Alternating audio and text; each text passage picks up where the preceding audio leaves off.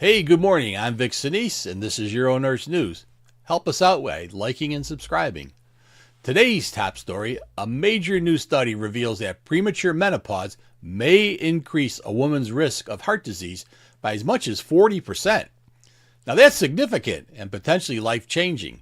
Health signals that both patients and providers need to understand.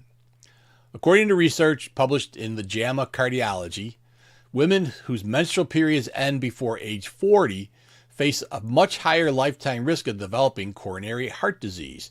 Menopause typically occurs around the age of 51. When it happens earlier, especially before 40, it's considered premature menopause, and this new data suggests it may serve as an early warning for cardiovascular disease. The study followed more than 10,000 women across several long-term health studies spanning decades. Researchers found 15.5% of black women experienced premature menopause, compared to just 4.8% of white women. That's more than 3 times higher prevalence in black women. Experts say this disparity may be linked to a combination of social, environmental, and biological factors, including earlier onset of menstruation, chronic stress, and systemic inequality. Differences in access to health care. While the exact cause remains unclear, the message is not. This is a critical opportunity for earlier intervention and prevention. Cardiologist Priya Freeney of Northwestern University encourages patients to speak up. She says women should be proactive in discussing their menopause history with their healthcare providers, using it as a tool to build a personalized prevention plan for heart disease.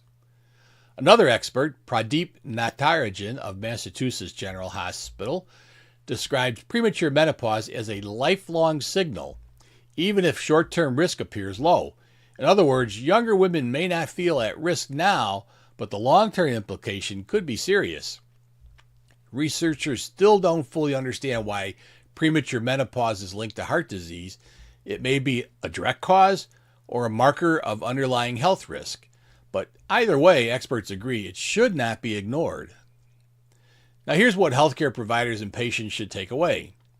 Ask about the age of menopause during health assessments. How many of you do that? Recognize reproductive history as part of cardiovascular risk screening. Monitor blood pressure, cholesterol, and glucose closely. Address modifiable risk early. It's also important to remember other reproductive conditions like preeclampsia, gestational diabetes can also increase long-term heart disease. So what's the bottom line?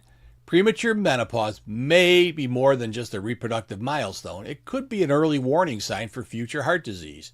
And recognizing that risk could save lives. For breaking healthcare news and expert insights, be sure to subscribe to UroNurse News. I'm Vic Senese, and thanks for watching. Hey, this Saturday, we're breaking down one of the most common and misunderstood procedures in urologic care, urinary catheter removal. What happens when a Foley catheter comes out, and how do you know if it's being done safely or correctly?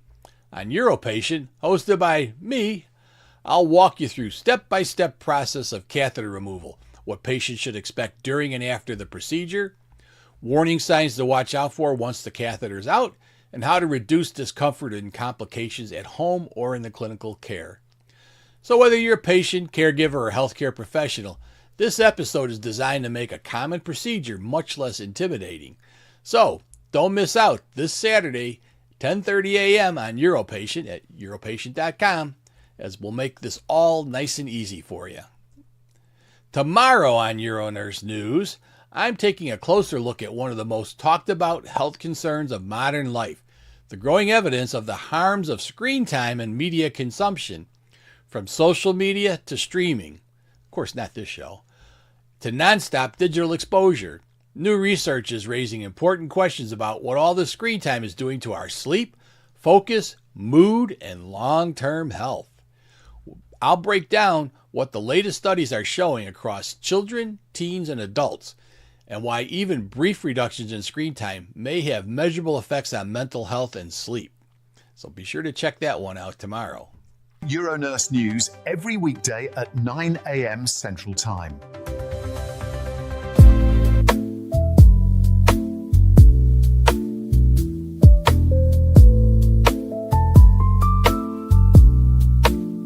UroNurse News.